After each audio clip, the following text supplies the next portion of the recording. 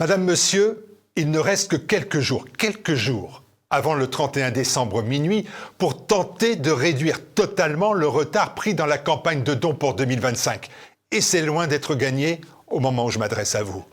C'est maintenant que tout se joue pour TVL. Emporter l'adhésion de nos téléspectateurs, emporter votre adhésion ou se retrouver dans les prochains mois avec une mire annonçant l'arrêt des programmes de la chaîne, car tel est l'enjeu. Notre modèle économique, le don, est le garant de notre totale indépendance. Il est difficile et exigeant puisque sans l'aide financière des téléspectateurs, tout peut s'arrêter du jour au lendemain. Et il est souvent véhément parce qu'il est vital. Mais notre certitude, notre conviction est que tout cela ne peut pas s'arrêter. Ce serait 11 années de combat pour rien. Alors, aidez TVL. Mobilisez-vous, mobilisez vos proches. Aidez TVL parce que notre mission de service public se résume en une seule phrase, la liberté à tout prix.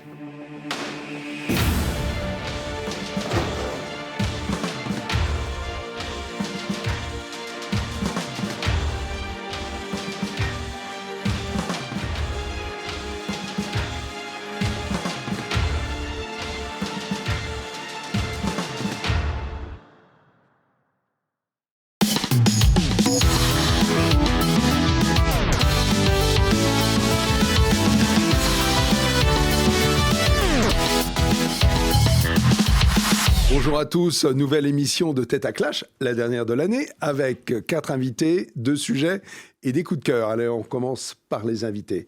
Serge Federbouch, bonjour. Bonjour. Il est venu avec son livre, voilà, dont on a déjà parlé. Je pensais être obligé de m'en saisir pour en faire la publicité, mais si tu le fais à ma place, Serge, c'est parfait. Enfin, le sabre et l'esprit. Il est bien cet animateur, hein, je le signale à tout le monde. Hein. Voilà, c'est ça, au cas où ça vous aurait échappé.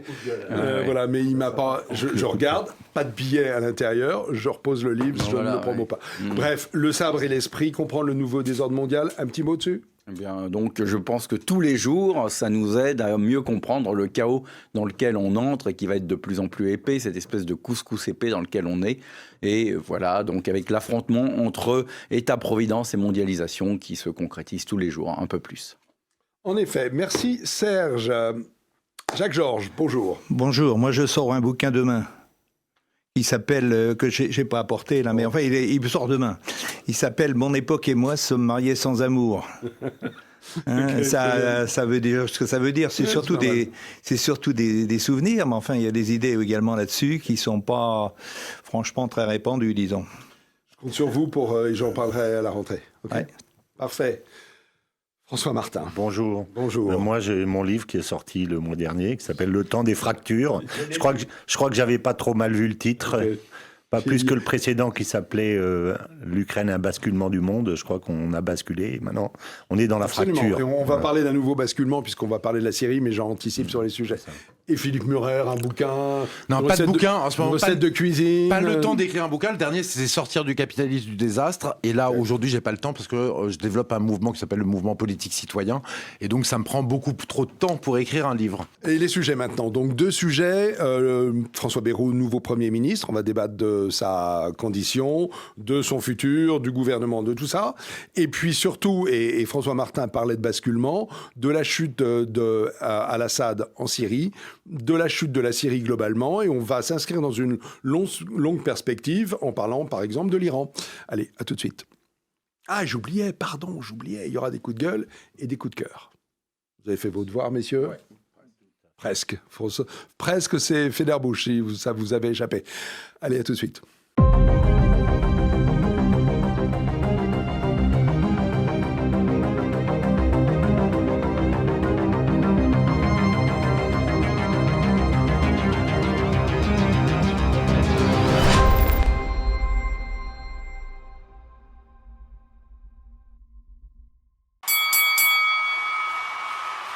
Alors, la censure du gouvernement Barnier. Je vais vous dire, en préparant ce sujet, je me suis dit, mais comment il s'appelait l'ancien Premier ministre ? Vous vous rendez compte à quel point ça va vite ?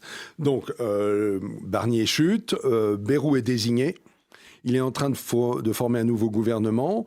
Nous allons parler de ça, de ce qui se passe au Parlement, puisqu'il n'y a pas de majorité, il y a 3 faiblesses qui s'additionnent et qui ne font pas de majorité non plus.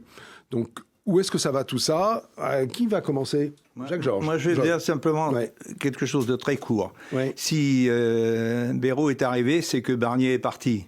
Si Barnier est parti, c'est pourquoi? C'est pour sauver probablement l'image de Marine à Hénin-Beaumont, ou pour me permettre à moi, j'en suis satisfait, d'avoir 2% d'augmentation sur ma retraite au 1er janvier. Alors quand on compare le motif de ce départ, de cette éviction, avec les enjeux qui sont derrière, franchement, ça donne pas une bonne image ni du Parlement, ni du RN. Je trouve ça vraiment assez lamentable. Alors moi, je trouve, il y a quand même une chose, c'est que le Premier ministre de Macron, en fait, c'est un problème de Macron. Édouard Philippe, c'était 3 ans. D'abord. Ensuite, on a eu Castex, 2 ans. Borne, 1 an et demi. Attal, 6 mois. Barnier, 3 mois. Donc, est-ce que Bayrou, mathématiquement, c'est pas 1 mois et demi, quoi. Et en fait, ça nous dit une chose, c'est que le pays est ingouvernable depuis la dissolution décidée par Macron. Le problème, c'est que Macron a pris une claque aux élections européennes, 14%. Il décide de dissoudre en disant qu'il va jeter une grenade dégoupillée dans les jambes de ses adversaires, révélé par Le Monde. Et le résultat de la dissolution, finalement, c'est aucune majorité au pouvoir. Et de la faute de Macron. Parce qu'en fait, qu'a fait Macron ? Une fausse alliance avec LFI, LR, macronistes de toute la classe politique pour empêcher le RN d'avoir la majorité.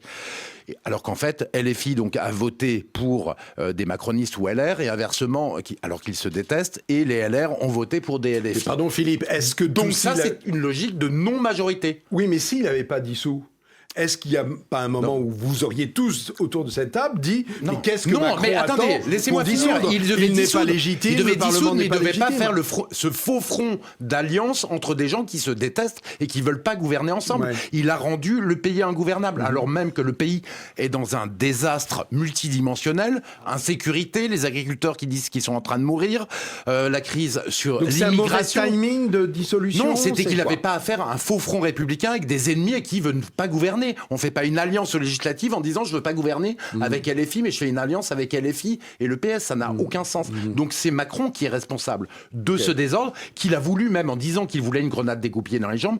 Donc en fait, c'est Macron qui doit démissionner parce qu'il empêche le pays de trouver les solutions. Et d'ailleurs, même, il est responsable, je finis là-dessus, par l'article 5 de la Constitution du fonctionnement régulier de l'État et des institutions.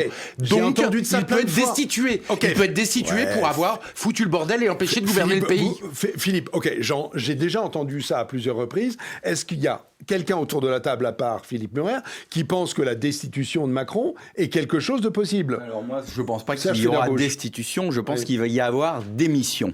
C'est-à-dire qu'effectivement, il est dans une seringue, le Parlement est ingouvernable, il ne peut pas redissoudre avant juillet prochain. Tout ça est complètement ficelé, désormais, ils sont ligotés par leurs propres erreurs. Il a cru jouer son propre jeu parce qu'il a dissous en espérant, il savait que de toute façon, le budget ne serait pas voté, donc il a essayé d'anticiper, il s'est pris les pieds dans le tapis, passons. Mais maintenant, qu'est-ce qui se passe? Il a pris Bayrou contraint et forcé. Je voudrais vraiment insister là-dessus. Il a pris Bayrou contraint et forcé parce que Bayrou lui a dit que sinon, lui-même quittait sa majorité. Vous croyez à ça? Oui, absolument. Vous croyez à ça? Bayrou, parce que finalement, d'où vient cette indiscrétion? Je vais même aller beaucoup plus loin. Je pense que Bayrou a vu la fenêtre de tir pour lui. C'est un peu sa dernière chance. Il sait parfaitement que ce qui a fait chuter Barnier va reproduire sa chute, même pas en 3 mois, mais peut-être en 1 mois. Si toute chose égale par ailleurs, il reste dans cet entonnoir. Donc, il n'a pas plus de majorité que l'autre. Donc, Bayrou a forcé la porte. Et je pense, moi, qu'en toute logique, Bayrou, qui est quand même un vieux madré, devrait se débrouiller pour, en fait, essayer de provoquer la démission de Macron. C'est lui qui va essayer de la provoquer. Comment ?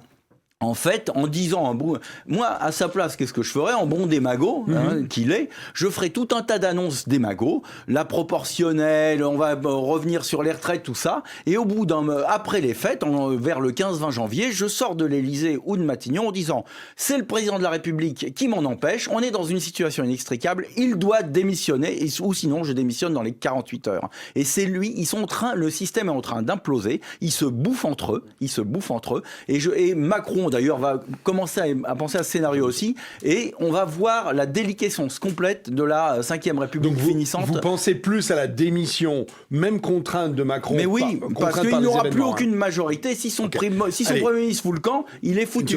François Martin.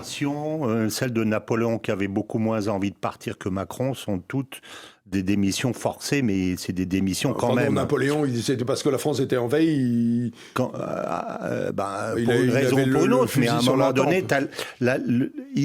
Macron est légal, mais il n'est plus légitime depuis longtemps. Et chaque fois qu'il bouge, il s'enfonce, et sa non-légitimité apparaît un peu plus. Pardon, pas légitime, il a été élu en 2022. Il est légal, Qu'est-ce que vous mais il remettez n'est en pas cause légitime. La légitimité n'est pas d'ordre, je veux dire, c'est pas la légalité. On voit bien qu'il n'est pas légitime. On voit bien que le problème, tu demandes aux Français, 90% des Français vont dire que le problème aujourd'hui, c'est Macron. C'est Macron le Pourquoi problème. n'est-il Mais pas c'est votre légitime? côté Pour LFI, rebondir ça. là-dessus, en un mot, il n'est pas légitime parce qu'il s'est fait réélire, en gros, grâce aux dépenses inconsidérées qui ont été permises au moment du Covid, le quoi qu'il en coûte. Ça a anesthésié les Français.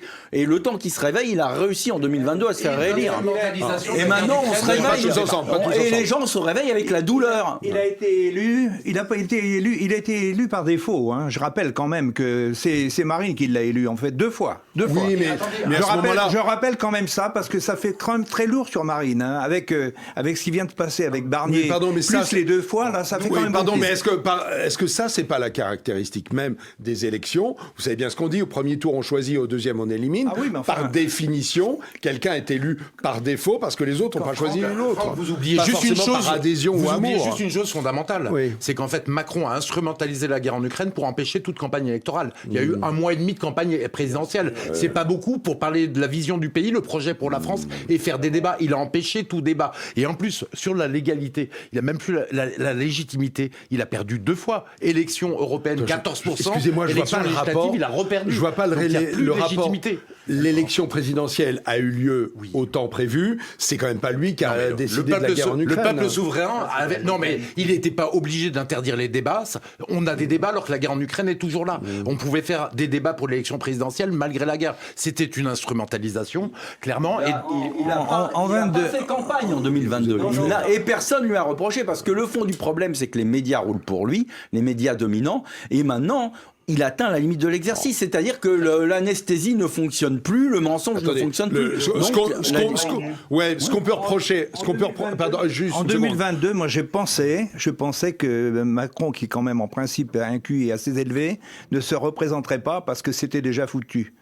C'était déjà mission impossible. Il a dû quand même intellectuellement le réaliser. Et quand même, il y est allé parce qu'ils ont tous, ils aiment la soupe. Je ne sais pas, mais il y a une appétence pour le pouvoir sans pouvoir qui est absolument stupéfiante. Oui, mais il pour moi. voulait pas être à la place de son prédécesseur. Il voulait pas être empêché. Il était légitime quand même qu'il se présente. Peut-être aurait-il dû avoir une analyse différente, mais globalement, qui aurait pu être à sa place et être élu à sa des place. soutiens beaucoup plus puissants que ceux qu'avait Hollande Ouais. dans l'oligarchie. Hollande, finalement, il a été trahi par son propre camp. Ses propres amis l'ont convaincu de ne pas se représenter. Ils se sont morts les doigts, d'ailleurs, il le dit. Et bon, Macron, En même c'est temps, pas la tous même les chose. sondages disaient qu'il passait pas le premier tour. François. Il peut se passer n'importe quoi en politique. Et dans la dernière semaine, il y a un attentat, il y a Papivoise, il y a n'importe quoi. Et comme disait Mitterrand, l'opinion est versatile et les gens changent d'avis dans l'isoloir. Et d'ailleurs, il a quand même obtenu un très bon score, Macron, en 2022. Il a quand même réussi à gagner haut la main, malgré les gilets jaunes, malgré les défaillances au moment du Covid. C'est pour ça que le point de vue de François Martin me paraît un petit peu... J'entends la légalité et la légitimité, mais il me semble que la légitimité de Macron, pour le moment, n'est pas mise en cause. La légitimité demande aux Français. Ouais. Si les Français disent c'est plus notre président, on le reconnaît plus, c'est lui le nœud du problème. Aujourd'hui, s'il se barre, tout ira bien. Regarde, Villepin dit je prépare la campagne électorale, Marine dit je prépare la campagne électorale. Ils sont tous dans l'après déjà. Ils l'ont déjà éliminé dans leur tête. Oui, mais ça veut bien. Pardon, j'ai fini. Oui. Ça veut bien dire qu'ils ont tiré toutes les conclusions de ce qu'ils savent que le pays pense. C'est ça que le pays pense. Donc Macron, il est plus dans le jeu. Il est encore dans le jeu légalement, mais il l'est plus légitimement. Donc en fait, c'est lui le problème aujourd'hui. François Martin, c'est la position de LFI, ça. Il faut régulièrement vérifier la légitimité de la personne élue. Le général de Gaulle est parti avec une baisse de légitimité qui était beaucoup moins grande que celle de... Général de Gaulle, il y a plus de 50 ans, hein, il y a presque 60. Et alors, comme le général. LFI, ils sont pour la légitimité liée aux résultats électoraux, sauf pour Mélenchon, qui se prend des tannées depuis 20 ans à toutes les élections, parce qu'il, malgré tous ses efforts, il est toujours pas au pouvoir. Et là, il n'y a pas une question de légitimité. discuter. Moi, je crois qu'effectivement, après la défaite qu'il a subie au moment de la dernière dissolution, la logique institutionnelle gaullienne eût voulu qu'il démissionnasse. Qu'il démissionna. Alors, oh là là là là, je suis tellement fatigué, je ne sais plus utiliser le parfait du sublon. Non, attendez, je voudrais qu'on fasse parce que vous vous rendez compte que le débat c'est Bayrou et on a tous ripé sur Macron. J'allais dire, je pense qu'on on se pose. Tout le monde s'en fout. J'allais dire, Tout le monde s'en fout. C'est pas le changement de chef d'orchestre. C'est même pas un chef d'orchestre. C'est plutôt une comment dirais-je. C'est un orchestre un peu désaccordé en plus de toute façon. Mais tout le monde s'en fout.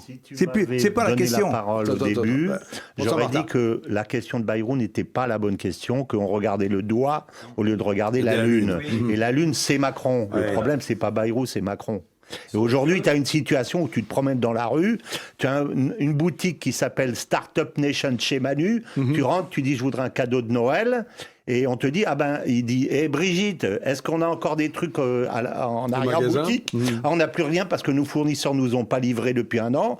Qu'est-ce que t'as ? Il y a une caisse en bas à la cave derrière le tas de charbon, on va la chercher, elle a 50 ans, on dépoussière et on sort un vieux Père Noël qui s'appelle François Bayrou. On dit, est-ce que vous le voulez ? La seule chose que j'ai. Qui c'est qui se délégitime là-dedans ? C'est pas le Père Noël là-dedans qui est délégitimé, c'est le vendeur. Hein. C'est marrant, effectivement. J'aime bien cette métaphore, mais en revanche, on va parler quand même des sujets de Bayrou, parce que Bayrou, il arrive avec dans son escarcelle la proportionnelle.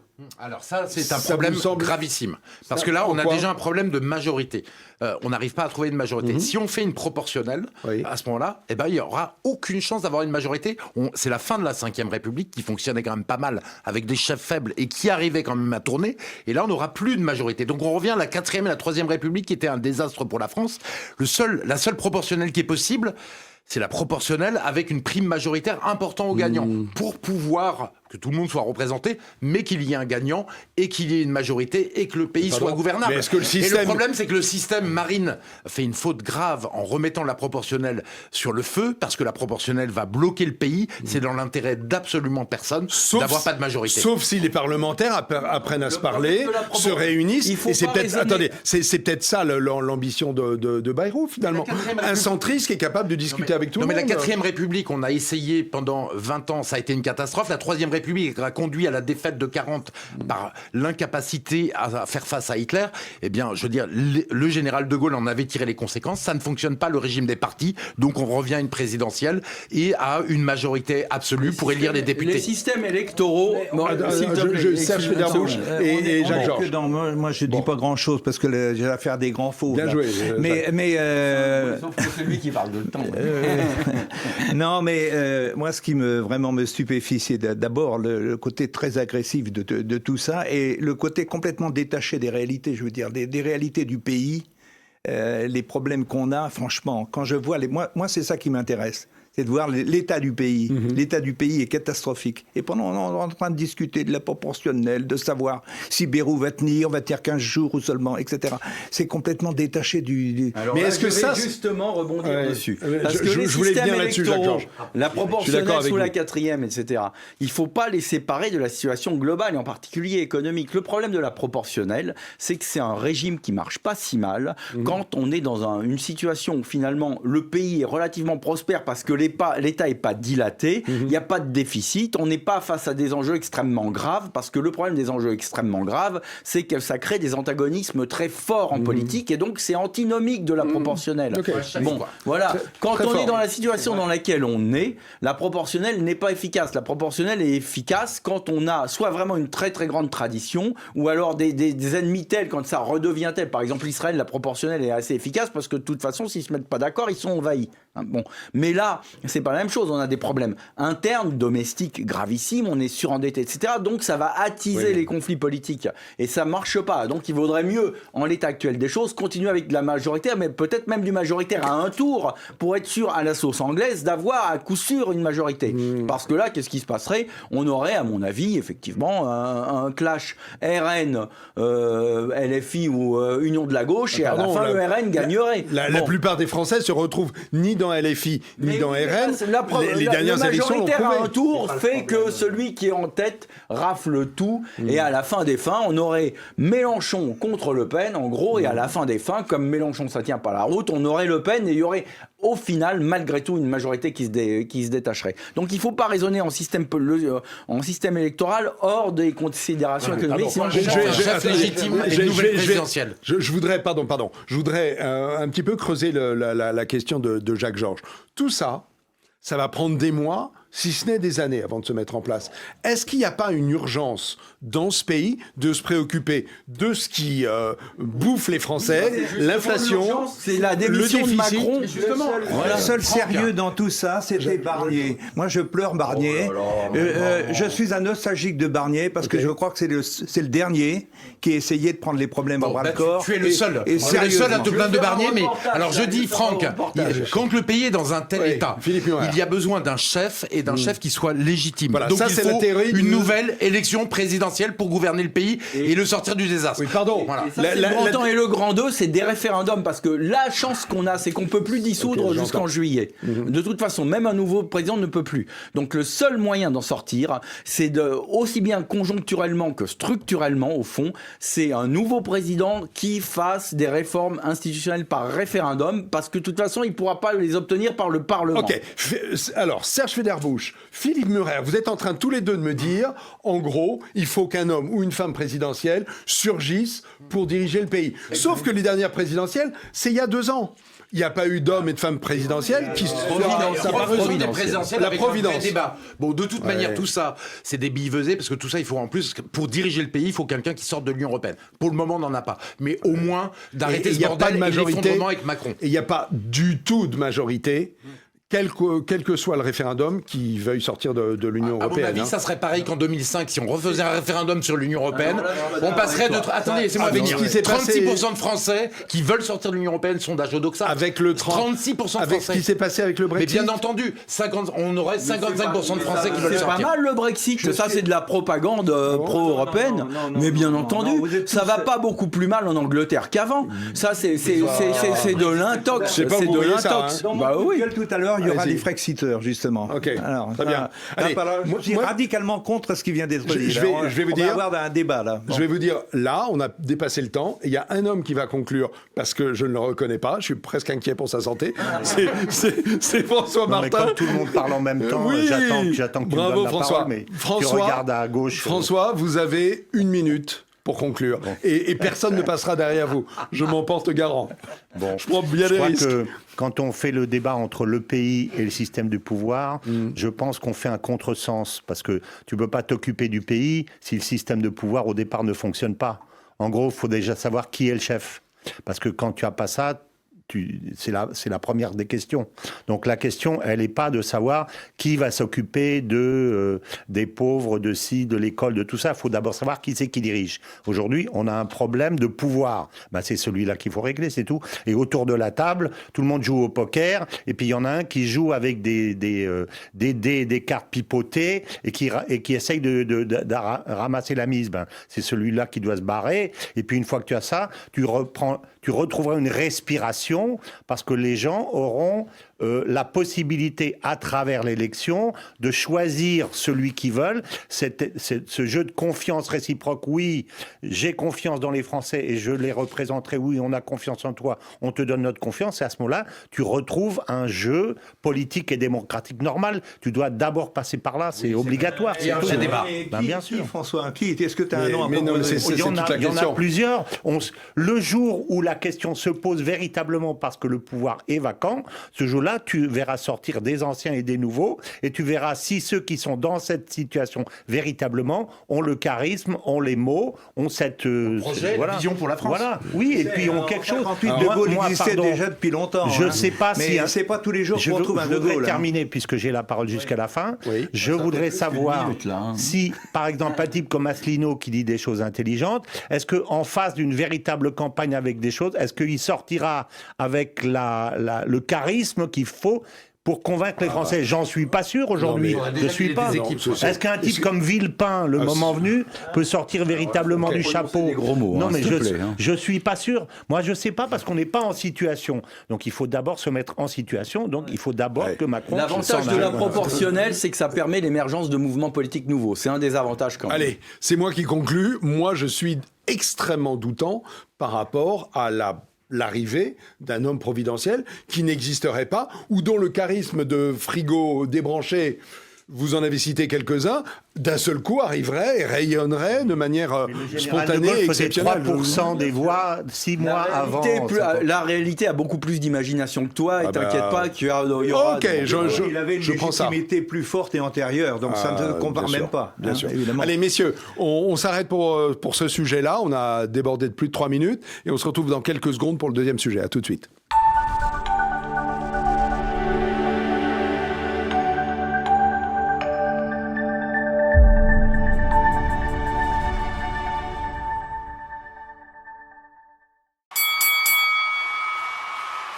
Rebonjour, la Syrie. Alors, ma question, c'est la chute de Bachar el-Assad est-elle un élément de plus sur la recomposition du Moyen-Orient? Et finalement, le prochain pion à tomber est-elle l'Iran? On dit elle ou on dit il? Est-il l'Iran? Voilà, c'est ça que j'aimerais évoquer avec vous, et également parler des gagnants et des perdants, parce qu'il me semble que pour une fois, on peut clairement les désigner. Philippe Murer. Le vrai problème, c'est que le dernier régime nationaliste arabe est tombé, en fait. La famille Assad, c'était le parti basse, et c'est des gens qui essayaient de construire un État-nation, un État solide là-bas. Et des grandes puissances mal intentionnées, en fait, l'ont fracturé jusqu'à l'explosion. Et pour moi, c'est un problème majeur, parce que, je reviens juste en arrière, rapidement, en 2011, en fait, il y a le printemps arabe, et les néoconservateurs américains en Syrie poussent des pions islamistes, proches d'Al-Qaïda, pour fracturer et faire tomber Bachar el-Assad. Et là, ce qui est triste, c'est que la France a joué ce rôle aussi, puisqu'on se rappelle que Laurent Fabius a dit « Al-Nosra fait du bon boulot ». Al-Nosra, c'est Al-Qaïda, c'est les gens qui ont pris le pouvoir aujourd'hui. Et la Syrie, en fait, elle était ravagée par 13 ans de guerre civile, de 2011 à 2024. Sanctions économiques occidentales pendant 10 ans qui empêchent de reconstruire le pays, et endettement malvenu de Bachar el-Assad, qui a refusé de prendre en compte la situation, de prendre en compte les intérêts de la Turquie, qui voulait gérer le problème kurde, qui voulait que le problème kurde ne déborde pas. Et en fait, on a la Russie et l'Iran qui ont laissé tomber Bachar el-Assad volontairement, parce que la situation devenait impossible à tenir, avec l'attaque par les forces israéliennes militaires en Syrie, avec les bombardements israéliens, et puis la Turquie et les États-Unis. Donc on se retrouve, je finis, on se retrouve dans une chose terrible. Un pays, en fait, qui se retrouve aux mains d'Al-Joulmani, un ancien de Daesh, un risque de guerre civile entre les différentes factions qui est gigantesque, un pays livré aux prédateurs, et là, on a fait un crime diplomatique. Pardon. Un crime diplomatique. Je finis en 2 secondes. Philippe, pardon, je vous coupe. Vous semblez regretter le tyran? Je préfère un tyran, je veux dire, plutôt qu'un pays en guerre civile. Un pays en guerre civile, c'est le pire. Et là, la France, elle aurait dû tout faire. C'est dans son ADN, une puissance d'équilibre et de paix pour éviter la désintégration de la Syrie, le risque de guerre civile et des terroristes. Il y a quelqu'un autour de cette table totalement contre cette analyse. Qui regrette le tyran? Tout à fait pour cette analyse aussi. Moi, je connais un peu la Syrie. J'ai failli y travailler 3 ans pour la commission. Je connais un petit peu ces pays-là, et j'ai assisté en direct. Mais les zombies qu'on voit sortis des prisons... Il s'est passé, au moment du printemps arabe, il s'est passé le même phénomène dans beaucoup de pays, à savoir le remplacement de laïcs par des religieux qui est devenu des islamistes. J'ai assisté en direct à Ben Ali, par exemple. J'avais des collègues qui étaient archi anti-Ben Ali parce que corrompus, parce que ça. Et ça s'est terminé par quoi? Par pire que Ben Ali, naturellement. Et c'est vrai partout. C'est vrai absolument partout. Ça a Vous préférez le diable que l'on connaît à absolument. L'Iran en 79 terminé par Khomeini, Saddam remplacé par Daesh, Moubarak remplacé par Morsi, et puis El-Sisi. Vous me direz, El-Sisi c'est un moindre mal, c'est un nouveau Moubarak. La Tunisie, Ben Ali, Mardouki, etc. Donc dans tous les cas, on remplace des tyrans laïcs par des tyrans nouvelle vague, plus dure. Islamique et religieux. Je ne pense pas que ce soit une bonne affaire pour quiconque. À commencer par ces peuples-là. Il y en a un qui ne pense pas comme vous, Serge Federbusch. Alors d'abord, regretter une saloperie comme Assad, c'est impossible. Moi, j'avais un ami avec qui je me suis copieusement engueulé, qui s'appelle Jean-Pierre Filiou, qui est un journaliste, qui est un prof, qui est un grand spécialiste de ces questions et qui a écrit des chroniques dans Le Monde. On s'est beaucoup engueulé sur les sujets du Moyen-Orient. Il connaît remarquablement bien la situation. Il était à fond anti-Al-Assad parce que c'est effectivement effectivement une saloperie, un boucher, et aucun être humain constitué politiquement qui a dessous de morale ne peut regretter une saloperie pareille, de la même manière qu'on peut pas regretter Saddam Hussein ou Kadhafi. J'ai pas terminé. Alors ensuite, qu'est-ce qui se passe une fois qu'on a viré ces saloperies-là? Bon, ça, parce que c'est une vraie question. Alors il y a parfois des situations transitoires où il y a pire. Ensuite, ça devient un peu mieux parce que aujourd'hui l'Irak c'est pas terrible, mais c'est mieux que sous Saddam Hussein. Je suis désolé. Il y avait des centaines de milliers de gens qui ont été massacrés par Saddam Hussein. Il a lancé les Irakiens dans une guerre absurde contre l'Iran avec des millions de morts, des gamins de 12 ans qui allaient se faire trouer la peau. On ne peut pas regretter ces saloperies-là, et on a un tropisme à droite parfois par vénération des tyrans. Je suis désolé, mais à aimer ces gens-là, non. Bon. Alors ensuite, quel est le problème de fond? Pourquoi est-ce que ça ne se stabilise pas? Non, pourquoi ça ne se stabilise pas au Moyen-Orient et en Orient en général? Pour une raison simple, il faut aller un petit peu au fond des choses là, c'est l'islam. C'est-à-dire que quand on a une valeur sociale qui dénie à la politique, qui dénie finalement à l'État une vraie légitimité parce que c'est dans le Coran qu'il y a toutes les règles d'arbitrage dans la société, eh bien tout pouvoir est soit tyrannique, soit anarchique. C'est ça le problème, c'est qu'il n'y a pas de société civile vraiment constituée dans les pays musulmans. Et tant qu'on n'aura pas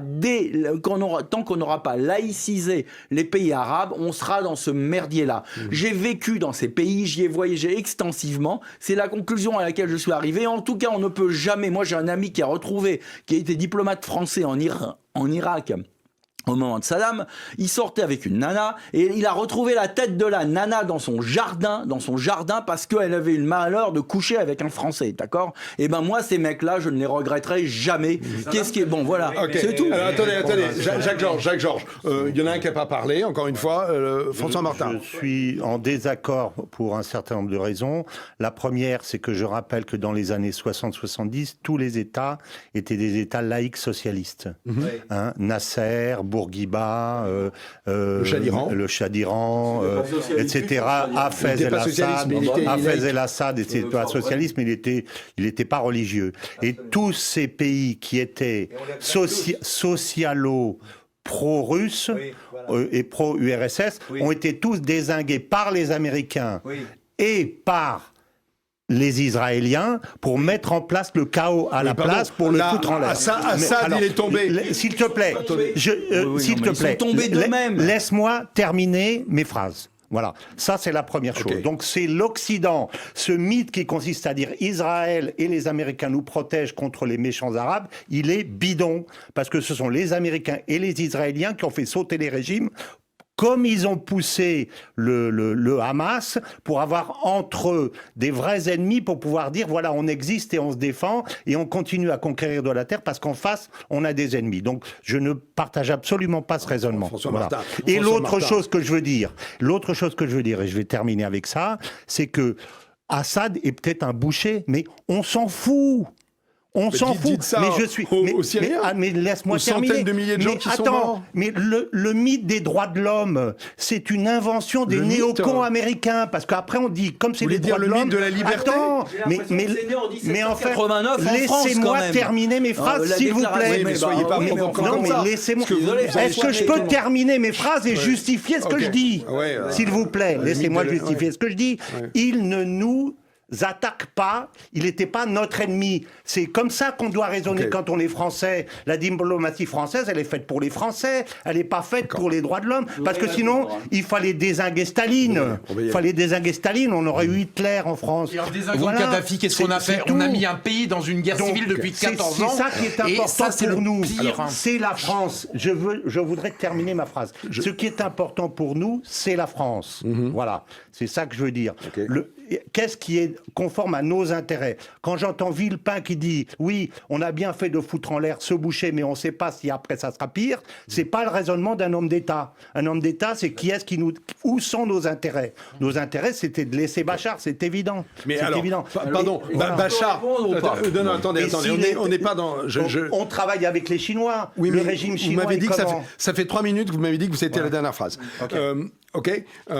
Bachar el-Assad, il est tombé pour quelle raison cette fois-ci? C'est pas les Américains qui ont poussé. C'est les sanctions, les 12 ans de sanctions. Mais non, mais attendez, pardon.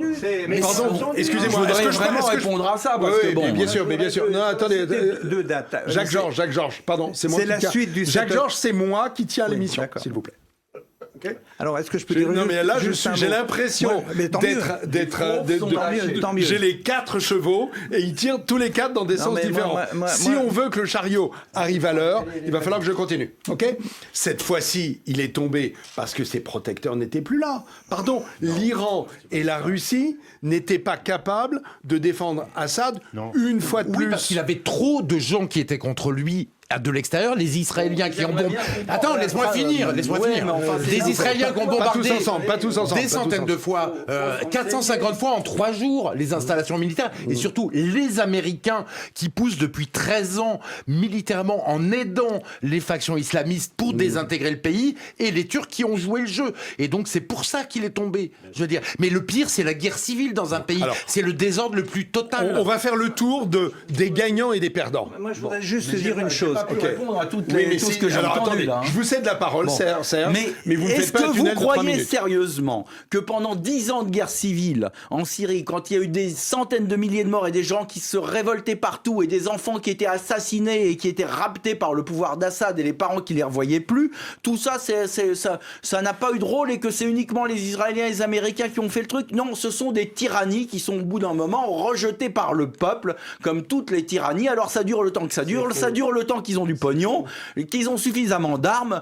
On voit par exemple la capacité de résilience d'un mec comme Macron, qui est quand même loin d'être un démocrate réellement. En France, on sait bien que quand les gens ont de l'argent et quand ils ont les capacités de la répression comme Macron l'a eu face aux Gilets jaunes, ils peuvent durer longtemps. Eh bien c'est Macron puissance 1000 à ça, c'est une saloperie intégrale. Et les Syriens n'en voulaient plus, de la même manière que les Tunisiens ne voulaient plus de Ben Ali, ou les Égyptiens ne voulaient plus de Moubarak. Alors, attendez. Ça arrive aussi que les peuples sans ingérence étrangère puissent vouloir se débarrasser de tyrans. Ça arrive aussi. J'ai des questions à vous poser. Une constatation. Tout le monde dit que ce sont les démocraties qui sont faibles. Mais est-ce que c'est pas les dictatures qui sont faibles? On voit que la Syrie, en 8 jours, c'est terminé. Est-ce qu'il n'y a pas un espoir pour ceux qui vivent sous le joug en Russie ou dans d'autres pays où il y a des dictatures, en Iran, bien entendu. Il faut souhaiter l'effondrement du régime Bien des sûr. molles, là. Moi, je suis du côté des femmes iraniennes et des pauvres Iraniens qui souffrent sous ces saloperies Alors justement, depuis des décennies. mes questions, c'est qui sont les gagnants, qui sont les perdants? Les gagnants, Là, c'est clair. Israël, Oui. évidemment, c'est la suite du 7 octobre. Et si j'étais israélien, c'est Voilà. exactement ce que je souhaiterais. Parce que je pense qu'ils vont gagner de la tranquillité pour 10 ans, là, ou 20 ans. Là, je pense Donc que les Israéliens- les Israéliens sont gagnants, la Turquie est gagnante. les Israéliens, parce Et les qu'en fait, sunnites ils ont sont éliminé... gagnants. Voilà, ok, très bien. Parce qu'ils ont éliminé les 2 proxys de l'Iran. Absolument. On est d'accord? Absolument. Ok. Et la paix au Moyen-Orient, c'est la grande perdante. Et si je me permets sur l'Iran, pourquoi Donc l'Iran les s'est gagnants, retiré? oui. Pourquoi l'Iran n'est pas poussé? Parce qu'en fait, l'Iran, il est face à Israël, qui a une politique étrangère extrêmement belliciste, puisqu'ils se battent sur leur sol contre les Palestiniens, mais ils se sont battus aussi au Liban récemment. Ils ont attaqué l'Iran et ils ont aussi attaqué en Ils ont Syrie. bombardé des Ils bombardent centaines de partout. fois. Ouais. Donc en fait, c'est un peu le régime dangereux, complètement irrationnel et dangereux pour les autres, mais aussi pour eux-mêmes. Et quand ils voient, les Iraniens ont vu entre la haine d'Israël et de l'Iran, plus Trump qui a nommé une équipe qui est pro-israélienne à fond, en fait, l'Iran s'est dit, au niveau diplomatique, alors, tu me diras ce que tu en penses, ce n'est pas jouable. Ils ont fait un pas de côté pour sortir de l'œil du cyclone. Donc en fait, l'Iran renonce à son influence sur la Syrie et le Liban, et donc il est perdant très clairement, et il va sous le Donc parapluie. ça, c'est un des perdants. Voilà, et il va sous le parapluie des BRICS, ça c'est important aussi pour développer son économie, et le rôle le but de l'Iran maintenant, c'est de mais il finaliser y a un paradis- sa bombe nucléaire pour être protégé définitivement des Américains et de toutes les ingérences Donc vous extérieures. pensez qu'un des effets de la chute en Syrie, c'est le développement jusqu'au bout de la bombe de la en bombe, Iran? voilà, exactement, avec le parapluie Mais là, des les BRICS pour tout le Israéliens reste. ne laisseront jamais faire ça. Ah oui, mais il y a les BRICS de l'autre côté, il y a la Russie et la Chine Mais il y de a un l'autre côté. parapluie des BRICS? Non, mais les BRICS, c'est quand même une grande puissance qui est en train de se lever, et les Américains peuvent pas faire ce qu'ils veulent face à la Russie et à la Chine. Alors François Martin, pardon, Jacques Georges, François Martin. Moi, je suis pas du tout sûr que ce qu'on présente aujourd'hui comme les véritables gagnants, c'est-à-dire la Turquie, Israël, les États-Unis, soient les véritables gagnants à l'avenir. Et le monde sunnite dont Je parle ne suis pas Jacques sûr Georges. du tout. Pour plusieurs raisons. C'est que moi, je considère que, en fait, le grand perdant de la guerre d'Israël actuellement contre l'Iran et contre le Hezbollah et contre le Hamas, c'est Israël. parce que Israël est très attaqué sur le plan médiatique, parce que son Premier ministre est recherché pour crimes contre l'humanité. Il faut quand même pas oublier ça, c'est quand même énorme, parce que l'économie est par terre, etc., etc. Alors, du jour au lendemain, c'est pas parce qu'ils ont occupé la bande, la buffer zone, qu'ils sont devenus les grands gagnants. Et je pense que leur ennemi de l'époque, qui était Bachar, était moins dangereux potentiellement que ceux qui peuvent prendre le pouvoir aujourd'hui, parce que Bachar n'a jamais bombardé Israël. Alors, je peux intervenir sur ce sujet-là. Et la dernière des choses que je veux dire, si Jacques me permet de finir ma phrase, c'est que je pense que les Russes devront obligatoirement revenir à un moment donné. Parce que ce qui va s'organiser sur place à partir de la balkanisation, qui est une évidence, à mon avis, c'est un système de terrorisme organisé qui va viser d'une part l'Europe et d'autre part la Russie. Donc à mon avis, la Russie ne peut pas se permettre d'avoir un chancre de cette façon, et elle a simplement passé son tour parce que le fruit était pourri, parce que le pays n'était plus défendable. C'est pas par faiblesse à cause des moyens qui sont alloués à l'Ukraine. Pas du tout. L'Iran a fait exactement la même chose, qui n'est pas du tout, l'Iran n'est pas du tout fragilisé dans cette affaire, pas du tout. Je veux dire, le Hezbollah reste ultra armé, je le rappelle. Je rappelle que c'est Israël qui a demandé la trêve et pas le Hezbollah. Donc le Hezbollah est surarmé. Donc quand on dit le Hezbollah est le perdant, c'est pas vrai. Et je pense la prochaine étape, ça sera le retour des Russes. Voilà, c'est ça que je pense. Jacques-Georges. Vous voulez simplement qu'on dise pourquoi ça arrive en ce moment. Oui. Parce que c'est la suite du 7 octobre et parce que c'est avant le 20 janvier. Parce que c'est-à-dire la prise de pouvoir de Trump. Hein. Voilà. C'est pas par hasard si ça arrive en ce moment. Il faut que le 20 janvier, la situation soit telle que ça consolide Autrement dit, cette chute si rapide, elle est organisée en réalité. Bien sûr. Moi, j'en suis absolument persuadé. Elle est organisée. C'est pas la révolte des peuples, c'est une révolte des peuples mise en œuvre, évidemment, bien sûr. Il n'y a pas que... il y a aussi, malgré tout, les peuples qui, de temps en temps, on l'a vu en France, on le vit tous les jours, qui en ont marre de temps en temps et qui se révoltent. Ça arrive, et tout n'est pas mai 68, même si les Américains ont eu leur rôle. C'est pas que les Américains qui ont fait mai 68. Hein. Donc, il y a eu aussi des étudiants et des gens qui en avaient marre. Bon. Donc, ce qui se passe en Syrie, je pense que ça a surpris tout le monde. Il n'est pas sûr que ce soit dans l'intérêt immédiat d'Israël parce que en fait Assad n'était plus vraiment une menace, hein. On l'a vu d'ailleurs, hein. Il était extrêmement affaibli, donc là il va s'en suivre un chaos, et c'est pour ça d'ailleurs que les Israéliens et les Américains tous les deux bombardent massivement tous les sites militaires de Syrie parce qu'ils savent pas ce qui va en sortir. Ça. Et parce qu'il y a des armes chimiques. Mais je voudrais terminer, ils savent pas ce qui va en sortir, ils sont c'est le poteau noir, et donc qu'est-ce qu'ils font? Ils détruisent les trucs parce que justement ils savent pas qui va les récupérer. Il y a une part d'incertitude. Il y a une part d'incertitude dans cette situation. Alors ensuite, la situation de l'Iran, moi je pense que les Iraniens et l'Iran sont extrêmement affaiblis parce que ils vivent essentiellement de l'exploitation des matières premières, des hydrocarbures et du gaz, et donc ils ont une opposition interne de plus en plus forte. Ils n'arrivent pas à juguler vraiment le mouvement des femmes iraniennes qui cherchent l'émancipation de tous ces mecs-là, et donc ils sont de plus en plus affaiblis. Les BRICS, j'y crois pas du tout. On voit les BRICS, c'était un moment, c'est l'alliance de la Turquie et de l'Iran. Et qu'est-ce qu'on voit là? Ils sont en train pratiquement de se foutre sur la gueule. Mais c'est la même chose entre les Russes et les Chinois. Et ce ne sont que des alliances de circonstances. Ce ne sont que des alliances de circonstances. Ça ne durera pas très longtemps. Donc on est dans une situation, c'est ce que j'ai essayé de dire dans mon bouquin, j'y reviendrai, où en fait il y a des interpénétrations, des interdépendances de plus en plus complexes, et où quand un des régimes et quand un des camps s'effondre, eh bien on a une contamination de manière assez inattendue parfois dans d'autres camps. Et c'est ce qui rend la situation très fluide et difficile aujourd'hui. Une seconde, Jacques-Georges et Philippe Noël. Jacques-Georges, merci Serge. Je pense quand même que c'est pas par hasard que ça arrive en ce moment. Ça a quand même été organisé, voulu, planifié et tout le bazar. Je pense que là derrière, il y a Israël. D'où et je dirais ce genre de c'est la suite du 7 octobre, c'est tout. Et je pense que si j'étais israélien, le 7 octobre n'a pas été provoqué. À fond pour cette politique, parce que contrairement à ce que dit François, moi je pense qu'Israël va être conforté pour un bon bout de temps. Sauf que le 7 octobre, il y a plus d'opposition. Jacques-Georges, le 7 octobre a été fait contre la vie des Iraniens, qui au minimum n'ont pas été avertis. C'est vrai. Donc le Hamas et le Hezbollah... C'était pas dans leur intérêt. C'était pas du tout dans leur intérêt. Exactement. Donc si c'est la suite du 7 octobre, personne n'a vraiment prévu le 7 octobre, Israël réagit, et il y a maintenant les pions qui sont en train de tomber. C'est pas ça plutôt ce qui est en train de se passer ? Sans qu'il y ait des grands décideurs. Franck, en tout cas, moi, je vais vous dire, le vrai problème de jouer aux apprentis sorciers, à faire du changement de régime, comme ça a été fait en Irak, en Libye, on se retrouve avec des pays qui sont dévastés, avec les islamistes qui prennent le pouvoir, du terrorisme supplémentaire et surtout 33 millions de réfugiés qui sont baladés vers l'Europe et qui posent des problèmes ensuite d'islamisme en Europe. Donc si on veut se battre contre l'islamisme, il faut se battre pour avoir des pays solides et ne pas essayer de les faire dégoupiller. Ça, c'est à nous de protéger nos frontières, d'accord ? On en a. Alors là, je vous rejoins. Il faut déconnecter le débat des intérêts de la France et de ce qui se passe là-bas, parce qu'il se passe là-bas, c'est comme De Gaulle.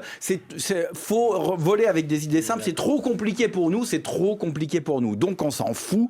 Qu'ils se démerdent, mais surtout, il faut protéger nos frontières. Et si il y a une pression aux frontières du fait du bordel en Irak à nouveau, en Syrie, etc. Et ben, de toute façon, il y aura du bordel. Ce qu'il faut, c'est qu'on change les gouvernements ineptes et inaptes ici et qu'on défendre nos frontières et qu'on n'accepte pas les stratégies à la Merkel de leur dire venez, etc. Bon, mais non, oui, on est tous d'accord, mais politiquement, on n'est pas tous d'accord en France. Elle nous empêche d'avoir des frontières avec Schengen. Mais l'Union européenne, moi, je suis pour qu'on se barre depuis 30 ans. Alors, tu vas pas, prêcher un Jacques convaincu. Georges. Et vous savez quoi, Jacques Georges ? Le temps est dépassé, c'est vous qui allez conclure. Bon, lourde responsabilité. Oui, tout à fait. D'un seul coup. Oui, d'un seul coup, oui. Bon, enfin, je voudrais qu'on parle de l'avenir de la Syrie. Je pense que la Syrie, malheureusement, ça va être la grande perdante, parce que la Syrie va tourner à la Libye, ou la Syrie va tourner au Liban. C'est-à-dire, elle va être divisée en morceaux qui seront inconciliables, et c'est un pays foutu, à mon avis, pour très longtemps. C'est pour ça, et je pense également que Israël va gagner un peu de paix, mais quelques décennies de tranquillité. Je pense que ce sera finalement bénéfique pour elle et même peut-être pour nous. Hein. Bon. Très bien. Allez, merci messieurs. On se retrouve dans quelques secondes puisque vous avez des coups de gueule et des coups de cœur. À tout de suite. Retrouvez et achetez les livres des invités de TVL dans la boutique de votre chaîne sur tvl.fr.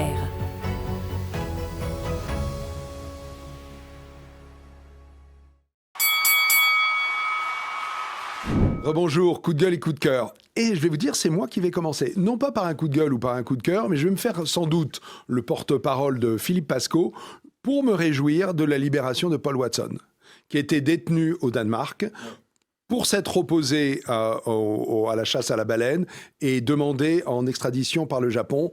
Tout ça, l'Europe n'a pas cédé. Il semblerait que la France ait joué un grand rôle. Je voulais vous dire à quel point, moi, personnellement, je pense beaucoup d'autres, et je suis sûr de Philippe Pasco, sommes heureux que cet homme soit libre, arrêté pour des raisons lamentables. Allez, Philippe Murer, c'est je suis assez d'accord avec vous, Franck, sur le sujet. Merci beaucoup, Philippe. Coup de gueule ou coup de mon cœur ? Coup de cœur, oui. Il va être pour Ebba Busch, la ministre de l'énergie suédoise, qui a dit son fait aux Allemands sur le problème énergétique que pose l'Allemagne et sa politique dans l'Union européenne. En fait, j'aurais aimé que ce soit des ministres français qui le disent. Le gouvernement français qui le dise. Il s'est passé quoi ? Il s'est passé depuis 2 semaines qu'il n'y a pas beaucoup de soleil et pas beaucoup de vent en Allemagne et sur l'Europe du Nord. Et qu'en fait, les prix de l'électricité ont bondi à 1 euro le kilowattheure, les prix de gros, en Allemagne et dans toute l'Europe du Nord. Et qu'en plus, parce que éolien et solaire ne fonctionnaient pas, étaient à plat. D'accord. Et qu'en fait, en même temps, il y a eu un risque de coupure électrique extrêmement important. Donc, ce qui se passe, c'est que la stratégie de 100% renouvelable des Allemands est en train de complètement échouer. Elle a coûté 1 000 milliards d'euros à l'Allemagne et ça pose un risque fondamental pour l'Allemagne et pour le reste de l'Europe, avec les variations de prix, le risque de coupure. Donc, la ministre suédoise a dit « Aucune volonté au monde ne peut passer outre les règles de base de la physique ». Pas même le docteur Robert Habeck, qui est le ministre de l'économie allemande et du climat, et qui est aussi le numéro 1 des Verts allemands.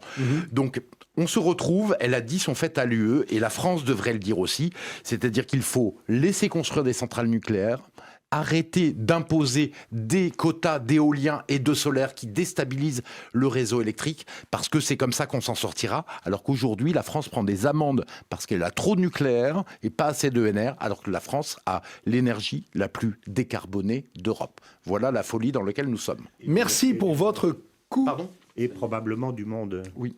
Et merci pour votre coup de cœur, votre coup de gueule. Le coup de gueule, c'est sur la stratégie du RN. La stratégie du RN par rapport au gouvernement. Ils ont laissé gouverner pendant 3 mois le gouvernement Barnier, européiste acharné, qui n'avait aucune solution à proposer pour la France.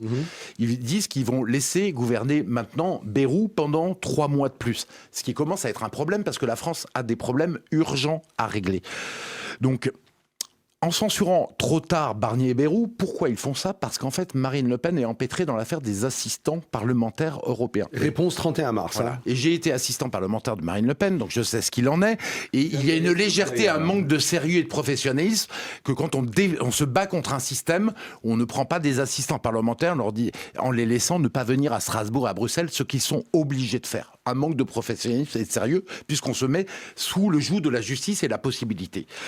Et donc Marine Le Pen, en fait, ne défend pas les Français, puisqu'elle est obligée de se défendre elle-même sur cette affaire de procès et de laisser passer du temps. Et en plus, elle laisse Macron avoir une carte en main contre elle. Macron peut dissoudre maintenant, au lieu de démissionner, il peut dissoudre l'Assemblée en juin, tranquillement, laisser le RN arriver au pouvoir et être complètement incapable de gouverner. Pourquoi ? Parce que le RN, la première chose qu'ils veulent faire, c'est un référendum sur l'immigration. Eh bien, ils ne pourront même pas faire un référendum sur l'immigration. Il n'y a que le président qui peut le décider. Et pour résoudre le problème de l'immigration, il y a un référendum sur l'immigration, mais ensuite, il faut faire le bras de fer avec l'Union européenne et sortir de l'Union européenne qui tient toutes les manettes. Donc on voit que par ce manque de professionnalisme, ce manque de sérieux qui dure depuis 10, 15, voire 30 ans, le RN ne peut pas défendre les Français. Et malheureusement, c'est le cas aujourd'hui. Ok, merci beaucoup. François Martin, est-ce que vous avez un coup de gueule, un coup de cœur ? Coup de gueule. Les médias français. Oui. Sur l'affaire Bachar. Bachar le Boucher, on va filmer les types qui sortent de prison alors qu'on voit après que c'est des trucs trafiqués, etc. Combien on a aujourd'hui de reportages sur les 2,5 millions de types à Gaza et il n'y a pas de boucher là ? On a envoyé 100 000 tonnes de bombes. 100 000 tonnes, c'est l'équivalent de 8 bombes d'Hiroshima. Combien on a ? Combien il y a de reportages sur les sorties des prisons israéliennes ? Moi, j'ai été les voir, les gamins qui sortent, des gamins systématiquement avec les mains et les bras brisés à coups de barre de fer, et que l'on ne travaille pas après, et qui sortent avec les mains comme ça. Est-ce qu'on va voir ça ? Alors moi, je veux bien qu'on monte Bachar, mais à ce moment-là, il faut montrer tout le reste. Hein ? Qu'est-ce qu'on va montrer de ce que nous avons couvert en République démocratique du Congo ? Il y a 20 millions de morts depuis 2000 parce qu'on a partitionné le pays et que dans les accords, on a permis au Rwanda de mettre la main avec les boîtes américaines et israéliennes, je rappelle, sur les richesses du Congo qui sont vendues par le Rwanda. Qu'est-ce qu'on fait là-dessus ? Donc, moi, je voudrais bien un peu d'égalité sur tout ça. Or là, en fait, c'est la voix de son maître. On est dans une propagande américaine pure. Et ça, je trouve ça dégueulasse. Voilà. C'est pas de l'information. Ok, merci. Voilà. Ça, c'était votre coup de gueule. Vous avez un coup de cœur ou oui, vous passez... Oui, je vais faire sauter Serge au plafond, mais le plafond est un peu haut. Moi, je vais envoyer mon coup de cœur à Bachar. Hein. Pas à cause de la façon... il en a besoin, là. Voilà. C'est pas seulement le médecin d'un que vous faites sauter au plafond. Je vais vous dire pourquoi. Parce que c'est un type qui a subi, qui a fini par gagner avec l'appui des Russes et avec l'appui la Première Guerre, qui a été une guerre atroce, qui a subi pendant 12 ans un véritable système de sanctions. Moi, j'ai vu ce que c'est que les sanctions en Angola, etc. Il n'y a pas plus diabolique et plus pervers que ça, parce que quand on met des sanctions, on sait qu'il n'y a plus de lait, il n'y a plus de lait infantile, il n'y a plus de produits. C'est les enfants qui meurent de faim en premier.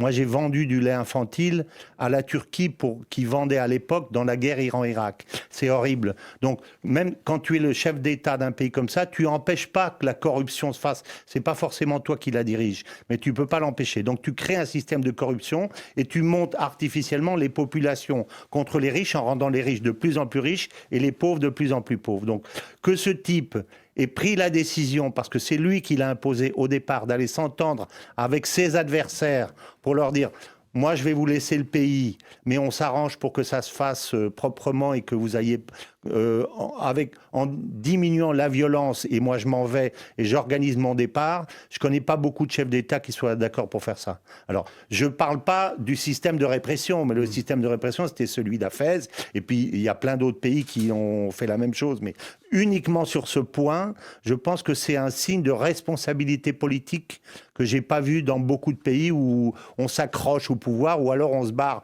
avec son hélicoptère le jour au moment où l'ennemi est à vos portes et entoure votre palais. Mais c'est pas ce qu'il a fait.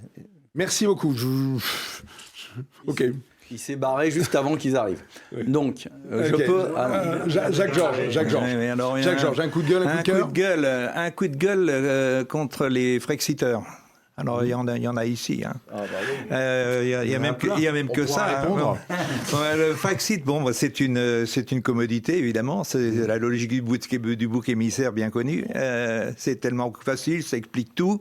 Le seul problème, c'est que ça ne correspond pas tout à fait à la réalité. Il ne faut pas oublier quand même d'abord que les défauts de l'Union européenne, ils viennent en grande partie des Français. Il ne faut pas l'oublier, ça. Moi, je connais bien l'Union européenne, la Commission européenne, parce que j'ai travaillé 25 ans, non pas à l'intérieur, mais pour elle, dans différents pays. Je connais tous les défauts, je les connais à tire-larigot. Mais je dirais que les défauts de la machine bruxelloise sont d'origine française, en très grande partie. Il ne faut pas oublier également que l'euro, c'est une invention, c'est quelque chose qui a été imposé aux Allemands par M. Mitterrand contre M. Kohl qui n'en voulait pas. Hein. Les victimes de l'euro, c'est peut-être les Français maintenant, mais au départ, c'était plutôt les Allemands. Il ne faut pas oublier ça non plus. Et je dois dire que l'exemple anglais devrait nous suffire, devrait nous vacciner, mais non, apparemment non, parce que c'est trop commode, c'est tout. C'est commode. Voilà. Ok, ça c'était votre... Je pourrais développer beaucoup là-dessus. Merci. Repentance sur la France. Hein. C'est un sujet sur lequel je pourrais parler longuement. Alors, mais mon coup de cœur, on va mettre un peu de douceur dans tout ça. Parce qu'il n'y avait pas beaucoup de douceur dans ces débats jusqu'à présent. C'est vrai. Alors, moi j'ai vu... L'esprit de Noël ne soufflait pas beaucoup oui, autour de cette oui, table. c'est ça, pour mettre un peu dans l'ambiance de Noël. Moi j'ai vu un film qui s'appelle En fanfare. Oui, je l'ai vu aussi. Ah bon, alors j'avais vu précédemment un film qui s'appelait Boléro. Oui, que j'avais vu aussi. Qui était sur paru Ravel. en avril. Et donc les deux films ont un point commun, c'est Maurice Ravel, le Boléro de Maurice Ravel.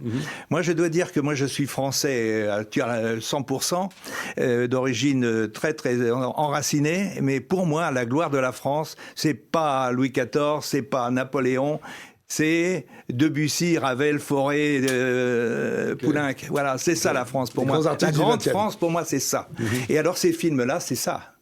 Et je dois dire que ce sont des films, j'ai eu les larmes aux yeux plusieurs fois avec ces films, parce que ce sont des films, l'un sur la difficulté de la création artistique, l'arrachement que ça suppose pour un Ravel d'avoir composé le boléro, qui est son œuvre la plus connue, mais également la plus simpliste, par certains côtés.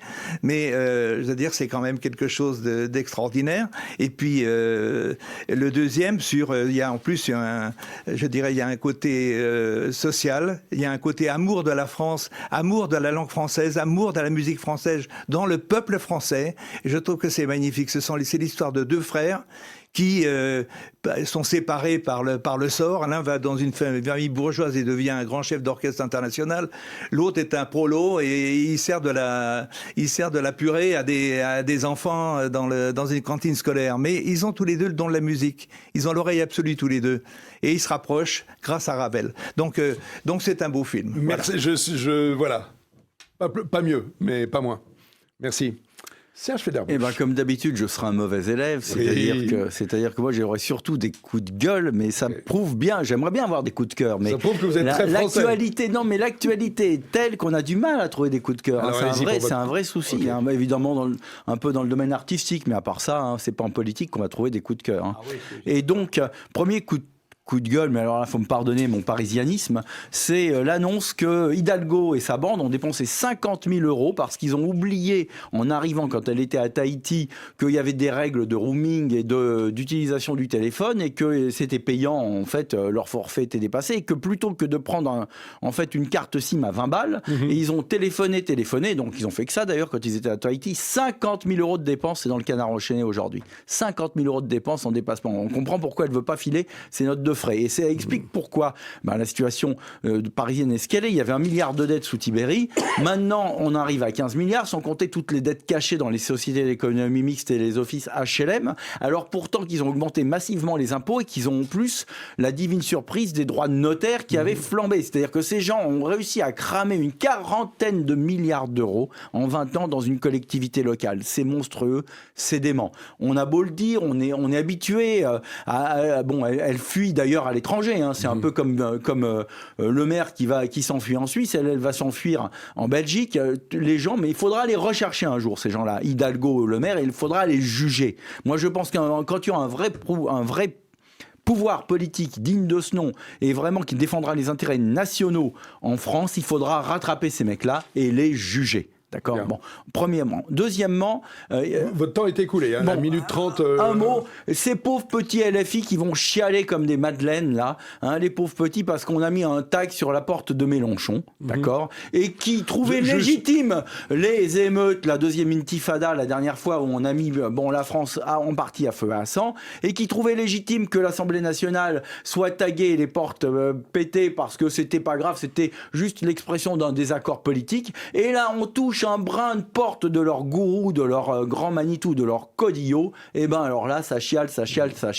Et bien fait pour toi, Jean-Luc. Juste peut-être, ça a échappé à certains, la maison de campagne de M. Mélenchon a été cambriolée et des gens se sont introduits et ont pas mal dégradé, au moins en tout cas, de la peinture. Ils ont bordélisé la maison. Ils ont bordélisé la maison. Les adversaires politiques. Peut-être. Sans doute, vu les inscriptions. Ça doit être fin, je pense. Ok, messieurs, merci beaucoup. Je suis d'accord avec vous, Jacques, il n'y a pas eu beaucoup d'esprit de Noël, donc moi je voulais insuffler un petit peu. Ça manquait de douceur. Hein. Ça manquait de douceur. C'est le Mossad qui a fait le coup. Allez, on vous souhaite un très joyeux Noël en famille, j'espère pour vous, de passer de belles fêtes de premier de l'an. Et nous nous retrouvons début janvier, première semaine de janvier. À très vite donc, merci.